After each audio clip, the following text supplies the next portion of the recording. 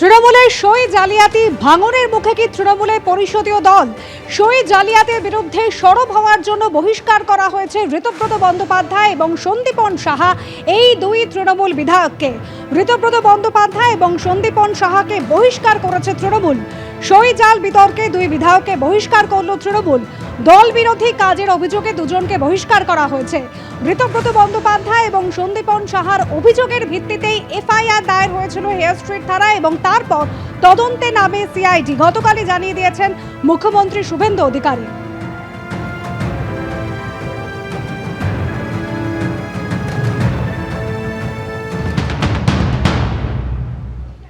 তৃণমূল কংগ্রেসের সাধারণ সম্পাদক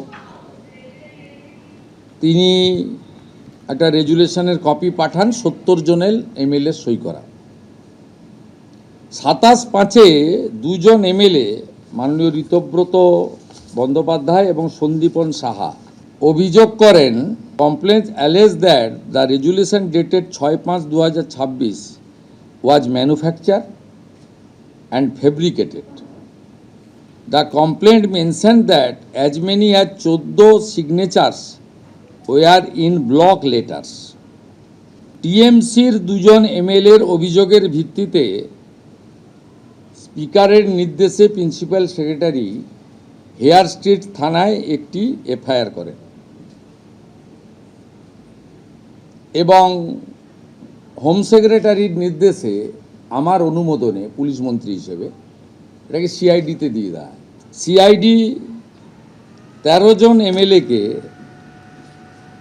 ইনভেস্টিগেট করে with video photography and signature verification করার জন্য সরকারি লোককে সাথে নিয়ে। এদের মধ্যে 3 জন এমএলএ বাহারুল ইসলাম, অরূপ রায় এবং সুভাষিস দাস, তারা ভিডিওগ্রাফি এবং সিআইডিকে বলে সই আমাদের নয়। দল থেকে বহিষ্কৃত হওয়ার পর দুর্নীতির অভিযোগে সরব হয়েছেন উলুবেড়িয়া পূর্বের তৃণমূল বিধায়ক ঋতব্রত বন্দ্যোপাধ্যায়। তিনি বলছেন পার্টিতে বলার কোনো জায়গা নেই, তাই নৈতিক কারণেই তিনি স্পিকারকে অভিযোগ জানিয়েছেন। কারণ স্পিকার তৃণমূল নন, সিপিএম নন, বিজেপি নন, স্পিকারের কোনো পার্টি নেই, তিনি সমস্ত কিছুর ঊর্ধ্বে।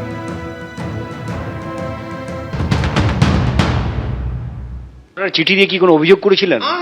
কি অভিযোগ করেছিলেন? কি আমাদের বক্তব্য ছিল 6 তারিখ যে মিটিং হয় সেই মিটিংয়ে কোনো রেজলিউশন নেওয়া হয়নি।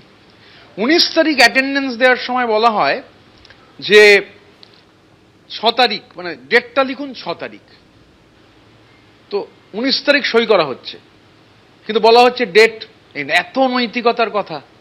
19 তারিখ সই করতে বলছে, বলছে যে 6 তারিখে সই করুন। এবারে যখন সই করছি দেখছি অনেকে নেই, তাদের নাম লেখা হয়েছে। আমরা পার্টি বলে দেওয়া হচ্ছে যে 6 তারিখে লিখতে হবে। এবার স্বাভাবিকভাবে আমরা স্পিকারকে গোটা বিষয়টা জানিয়েছি। আমি দেখেছি যে বিধায়ক নেই, সই করতে গিয়ে দেখছি তার নাম লেখা রয়েছে।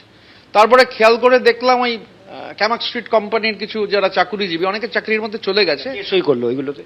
ওরাই খাতা নিয়ে নাড়াঘাটা করছিল। এখন তদন্ত করে দেখতে হবে। আমি তো মুখ্যমন্ত্রীকে অনুরোধ করব, সাধারণ সম্পাদকের যে অফিসের যারা ছিলেন তাদেরও আমার ধারণা তদন্তের আওতায় আনা দরকার, কারণ এরাই খাতা নাড়াঘাটা করছিল যারা নেই। এবং এটা আমার কথা নয়, টাওয়ার লোকেশনে তো দেখা যাচ্ছে যে একজন এমএলএ নেই।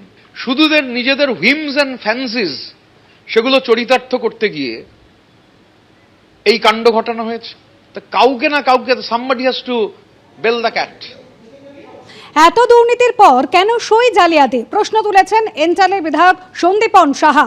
নিয়ম বহির্ভূত কাজ, এটা আমরা মানব না। অন্যায় করে বহিষ্কার হলে স্বাগত। এবং এই নিয়ে প্রশ্ন তুলেছেন এন্টালের বিধায়ক, অন্যায় করবে দল, তার দায় কেন আমরা নেব? পুরো ঘটনার বিবরণ দিয়েছে স্পিকারকে, বলছেন সন্দীপন সাহা। নৈতিকতার জয়। নৈতিক কাজ করতে কিন্তু বহিষ্কার হতে হয় এমন একটা অনৈতিক কর্মকাণ্ড করা দলের কাছে স্বাগত। ভালোভাবে নিলাম, খুব ভালোভাবে। এই কাজটাকে নৈতিক কেন মনে করছে? একটা অ্যাটেন্ডেন্স খাতাকে রেজলিউশনে পরিণত করে অনুপস্থিত বিধায়কদের নাম ব্লক লেটারে লিখে সাধারণ সম্পাদক অভিষেক বন্দ্যোপাধ্যায় তিনি সেটা মাননীয় অধ্যক্ষের কাছে পাঠিয়ে দিলেন রেজলিউশন হিসেবে। এর চেয়ে নিয়ম বহির্ভূত অনৈতিক কাজ হতে পারে কি? এ তো বিধানসভার আইনকে মানবই না, এই সিদ্ধান্ত নিয়েছে। তো আমরা শপথ নিয়েছি বিধানসভায়, সেই শপথকে রক্ষা করতে হবে। সেই শপথ রক্ষা স্বার্থে যেটা করার, হুইসেল ব্লোয়ার হিসেবে কাজ করা, সেটা আমি এবং ঋতব্রত ব্যানার্জি করেছি। বিবেকের দায় থেকে নিশ্চিতভাবে মানুষের প্রতি দায়বদ্ধতা, নিজের বিবেকের দায় এবং নিজের পরিবারের মুখের দিকে চেয়ে এই কাজ আমরা করেছি। কালকে যখন এই প্রশ্ন উঠছে, সই জালিয়াতির কথা বিভিন্ন জায়গায় উঠছে, আমাদেরকে তো শুনতে হচ্ছে আমাদেরও কি সইটা জালি? এই প্রশ্নের জবাব আমি কেন দেব বলুন তো? অন্যায় করবে দল আর তাই দায়ী নেব আমরা কেন, কিসের জন্য? শুধু বিধায়ক নয়, সই জাল হতে পারে আমলাদেরও। ঘণ্টাখানেক সঙ্গে সুমন অনুষ্ঠানে এসে চাঞ্চল্যকর অভিযোগ তুলে মুখ্যমন্ত্রী শুভেন্দু অধিকারীর কাছে তদন্তের আবেদন তৃণমূলেরই বিদ্রোহী নেতা বিশ্বজিৎ দেবের। আমি তো মাননীয় মুখ্যমন্ত্রী শুভেন্দু অধিকারীকে আপনার চ্যানেলের মাধ্যমে আমি অনুরোধ করব যে বিগত দিনের ফাইলগুলো ভালো করে দেখান, সেই ফাইলগুলোকে ভালোভাবে এনকোয়ারি করুন। প্রিন্সিপাল সেক্রেটারিদের সই, হোম সেক্রেটারির সই, চিফ সেক্রেটারির সই, এগুলো দেখুন কোথায় কোনটা অরিজিনাল কোনটা জাল। কি ভয়ঙ্কর সম্ভাবনা বলছেন আপনি। হতে পারে যদি আজকে আমলাদের সই জাল, যদি আজকে এমএলএদের সই অ্যালিজেডলি, আমি বলছি না এখানে তো সই জাল করা দরকার তো ছিল না। আমি বলছি অ্যালিজেডলি forged, the allegation is that the signatures are forged, তাহলে এই এনকোয়ারিটা কেন হবে না? আগেকার ফাইলগুলো, বিগত 5 বছরের ফাইলগুলো, যে সত্যি সত্যি সইগুলো সবার সই ঠিকমতো হয়েছে কিনা সব ফাইলে, this is a big question, যেটা আমি আজকে আপনার চ্যানেলের মাধ্যমে মাননীয় মুখ্যমন্ত্রীকে আমি অনুরোধ করব যে আপনি একবার এটা এনকোয়ারি করে দেখুন। একদম, আমি একবার রিপিট করি, সেটা হচ্ছে মিজোরামের অ্যাডভোকেট জেনারেল বিশ্বজিৎ দেব তিনি রাজ্যের মুখ্যমন্ত্রী শুভেন্দু অধিকারীকে অনুরোধ করলেন যে গত 5 বছরে শীর্ষ আমলাদের স্বাক্ষরিত যে বিভিন্ন অর্ডার, যে বিভিন্ন নথি আছে, সেইগুলো সমস্ত চেক করে দেখা হোক যে এই ধরনের জালিয়াতি সেখানেও হয়েছে কিনা। আমি আবার বলছি, এর তাৎপর্য অপরিসীম।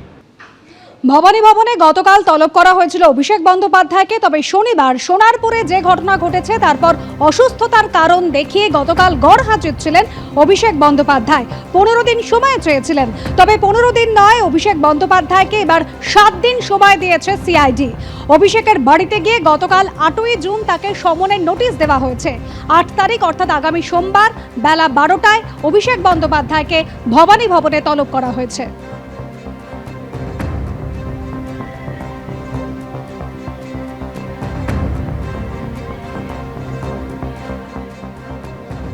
শরীর ভালো না, এমআরআই হয়নি, সিটি স্ক্যান হয়নি, বুকে এখনো চোট আছে, জানি না কি করবে।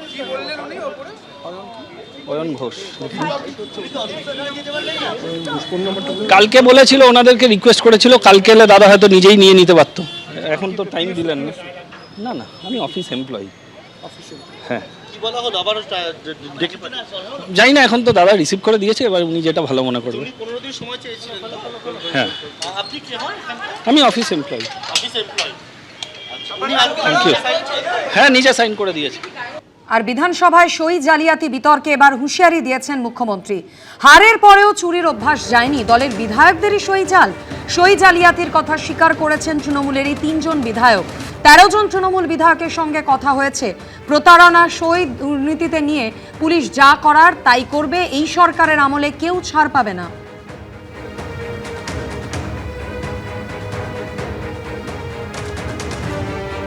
এই এত প্রতিষ্ঠিত চোর, এটা তো দেখা যায় নিজের দলের এমএলএদের সই জাল করেন এবং 3 জন এমএলএ সেটা কনফেস করে সিআইডির সামনে। তারা কেন ফাঁসবেন? মালের দায়িত্ব আরোহীর। সিআইডি একটা নোটিশ করে ওই আঞ্চলিক দলের সর্বভারতীয় সাধারণ সম্পাদককে, যা আপনি রেজুলেশনের বুক নিয়ে আজকে হাজির হবেন। বাকিটা সিআইডি পুলিশ বলতে পারবে, সম্ভবত আমাকে ডিজিপি বলছিলেন উনি টাইম চেয়েছেন, সেটা তাদের প্রসিডিওর অনুযায়ী করবেন। আমি ইনভেস্টিগেশন পার্টে ঢুকবো না, it's not my duty.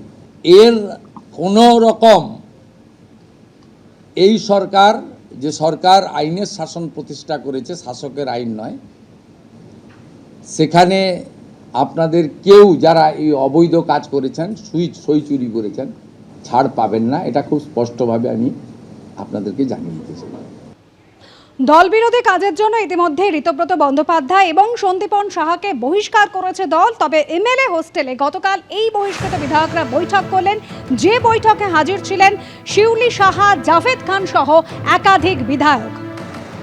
MLA হোস্টেলে বহিষ্কৃত তৃণমূল বিধায়ক ঋতব্রত বন্দ্যোপাধ্যায়, সন্দীপন সাহার সঙ্গে শিউলি সাহা, জাভেদ খান সহ একাধিক বিধায়ক বৈঠক করলেন।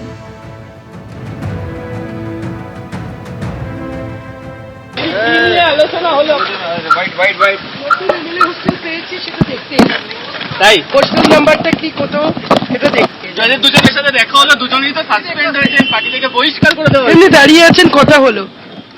উনি বহিষ্কৃত বিধায়ক, বিধায়ক বহিষ্কৃত নয়, দল থেকে বহিষ্কার,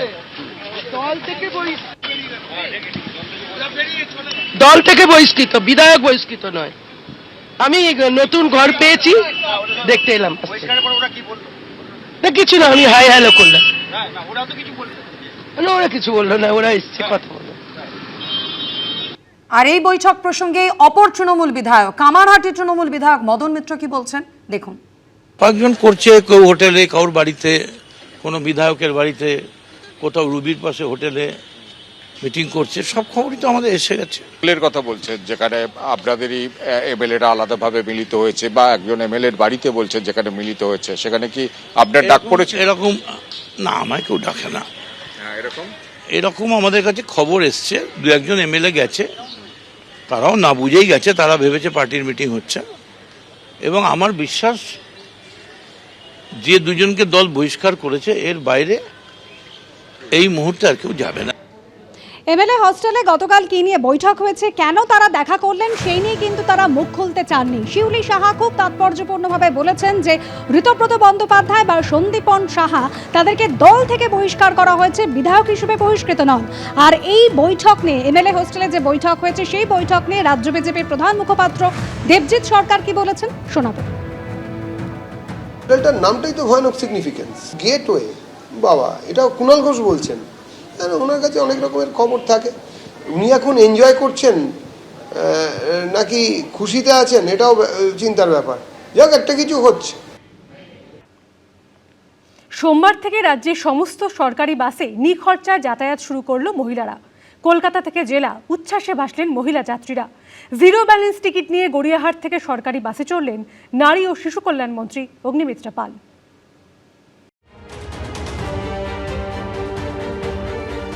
আই কার্ডের দেখে ওরা আমাকে ফ্রি টিকিটই দিল, কোনো পয়সা নিল না। সোমবার থেকেই রাজ্যের সরকারি বাসে যাতায়াত করতে মহিলাদের কোনো টাকা লাগবে না।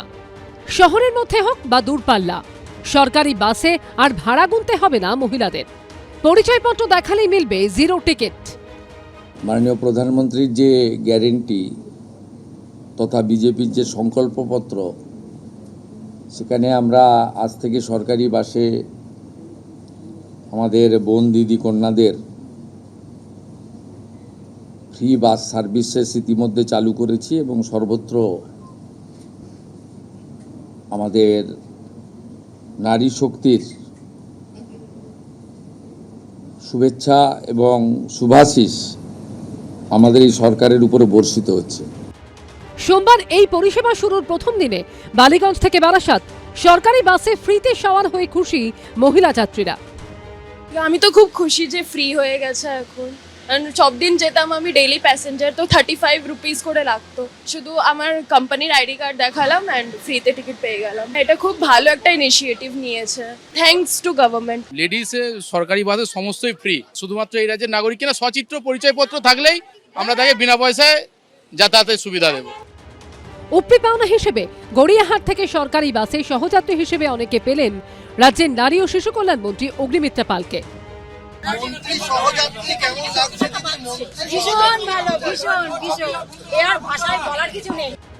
বিধানসভা ভোটের সংকল্পপত্রে বিজেপি প্রতিশ্রুতি দিয়েছিল তারা ক্ষমতা এলে সরকারি বাসে মহিলাদের যাতায়াত ফ্রি হবে, অর্থাৎ সরকারি বাসে উঠলে কোনো পয়সা লাগবে না। দ্বিতীয় মন্ত্রিসভার বৈঠকে তাতেই শিলমোহর দেয় শুভেন্দু অধিকারীর নেতৃত্বাধীন সরকার। 1 জুন থেকে সেই সুবিধা পেলেন রাজ্যের সমস্ত মহিলারা। আমরা এই মুহূর্তে বারাসাত থেকে হাওড়াগামী এসি 2 বাসে চেপেছি। আজ থেকেই রাজ্যে সমস্ত সরকারি বাসে মহিলাদের নিখরচায় যাতায়াতের যে পরিষেবা তা চালু হয়েছে। কিভাবে সেই পরিষেবা চলছে তাই বাসের যিনি কন্ডাক্টর রয়েছেন তার থেকে একটু জেনে নেব। আইডি কার্ড দেখছি, আইডি কার্ড প্রুফ দেখছি। প্রথম দিন আইডি কার্ড না থাকলেও আমরা ফ্রি টিকিট দেবো। এরপরে একটা পরবর্তীকালে পিঙ্ক টিকিটের ব্যবস্থা করা হবে শুনলাম যে আমি। এছাড়া মানে ফ্রিতেই টিকিট দেওয়া হবে প্রত্যেককে, যে মহিলারা সুস্থ হবে এক জায়গা থেকে এক জায়গায় যেতে পারে। আইডি কার্ড বলতে কি কি দেখা? ভোটার কার্ড, প্যান কার্ড, যে কোনো 11টা আইডি কার্ড আছে। দক্ষিণবঙ্গ থেকে উত্তরবঙ্গ রাজ্যের বিভিন্ন সরকারি বাসের ডিপোগুলিতে মহিলা যাত্রীদের মুখে হাসি। সংকল্প অনুযায়ী আমরা মহিলাদের জন্য ফ্রি বাস টিকিট চালু করেছি। আগামী দিনগুলিতে যারা অ্যাডভান্স টিকিট চান মহিলাদের জন্য আইডি প্রুফ দেখিয়ে আমরা অ্যাডভান্স টিকিট জিরো ব্যালেন্সে দিচ্ছি। সরকারি বাসে বাংলার মা বোনেরা বিনামূল্যে ট্রাভেল করবেন। শর্ট ট্রাভেল হোক, দূরপাল্লার ট্রাভেল হোক, সরকারি বাসে কোনো ভাড়া দিতে হবে না। এবং আজকে প্রথম দিন আমিও সেই আনন্দ নিলাম। সবাই খুব খুশি। এটা তো কোনোদিন আগের সরকার বা তার আগের সরকার কোনোদিন ভাবেনি। তাকে জিরো ব্যালেন্স টিকিট কন্ডাক্টর সাহেব দিয়েছেন। মুখ্যমন্ত্রী শুভেন্দু অধিকারী জেলা পূর্ব মেদিনীপুরেও দেখা গেল মহিলাদের মধ্যে উচ্ছ্বাসের ছবি।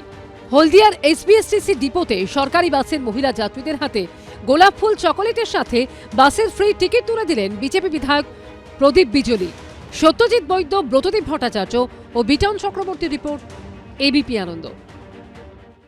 এবিপি আনন্দ, এগিয়ে থাকে, এগিয়ে রাখে।